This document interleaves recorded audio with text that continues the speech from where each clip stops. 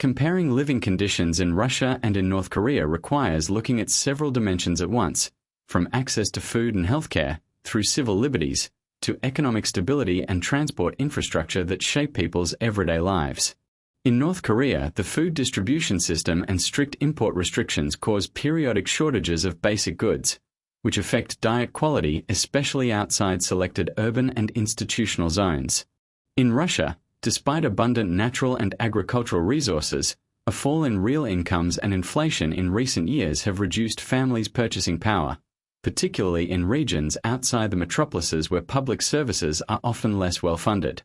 Access to medical care in both countries is unequal. In Russian metropolises, patients use public and private clinics, whereas in the North Korean provinces the lack of modern equipment and medicines results in lower quality services and a higher risk of untreated conditions. Freedom of speech and media pluralism in Russia have been systematically curtailed by laws on foreign funding and bans on selected organizations, which alters the field of public debate and limits criticism of the authorities. In North Korea, access to information is almost entirely controlled by the state, with strong media censorship and practically no free access to the international internet, leaving society informationally isolated.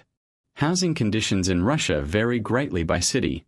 Metropolises offer modern residential developments, while some regions struggle with aging infrastructure and heating problems in winter.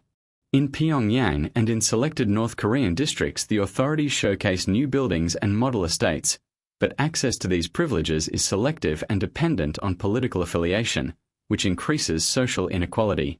Food security in North Korean villages is weaker because of limited arable land and dependence on manual labor, as well as irregular supplies of fuel and fertilizers, which reduce yields during adverse weather periods.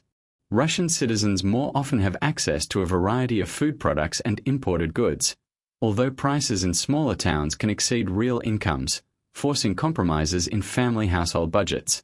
Civil rights and judicial mechanisms in Russia still function formally, but in practice political pressure and restrictions on freedom of assembly affect the ability to criticize the authorities and the conditions for conducting opposition activity. In North Korea, the legal and administrative system serves overriding party-state interests, and cases of administrative sanctions, relocations, or political internments remain tools of social control with serious consequences for people's life histories. The Russian economy, despite problems, remains integrated with financial and trading markets in certain sectors, providing entrepreneurs and consumers with some economic opportunities and alternative sources of income. The North Korean economy largely operates in isolation and under sanctions pressure, which limits access to technology, spare parts, and imported inputs necessary for modernizing industry and services. The level of social protection in Russia includes pensions, benefit systems, and welfare payments, although their real value is often criticized. In North Korea, benefits are closely linked to membership in state structures and duties to the collective. Crime and public safety remain significant concerns in most Russian cities, yet citizens have access to independent media and organizations that document abuses. In North Korea, a broad system of control and security organs operates, and ordinary citizens experience a different kind of restriction than typical crime, more related to state surveillance and limits on freedom of movement. The level of education in Russia is broad and includes an extensive network of public and private universities, whereas in North Korea education largely shapes ideological values and access to international science and research is limited. Transport infrastructure in Russia includes an extensive railway and road network that facilitates movement and trade between regions, although road conditions in more remote areas can be difficult and underinvested. In many parts of North Korea, local roads and public transport are aging, and access to private vehicles is heavily rationed, which limits individual mobility outside designated tourist routes. Labor migration and the opportunity to work abroad are a real option for Russians depending on qualifications, but for most North Koreans such a possibility practically does not exist due to travel restrictions and state policy. The standard of living of elites in both countries reveals a gulf.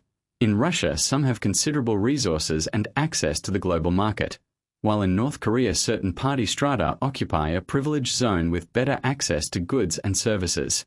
Access to culture and entertainment in Russia is broad and diverse, offering theaters, cinemas, and independent media, whereas in North Korea the cultural offer is heavily subordinated to propaganda purposes and selectively made available. Development studies and international rankings indicate that humanitarian and human rights indicators place North Korea among the countries with the highest level of restrictions, which affects residents' quality of life and individual prospects. Russia, despite problems with the rule of law and restrictions on freedoms, has a less isolated economic system that enables citizens certain forms of entrepreneurship and international exchange in selected sectors.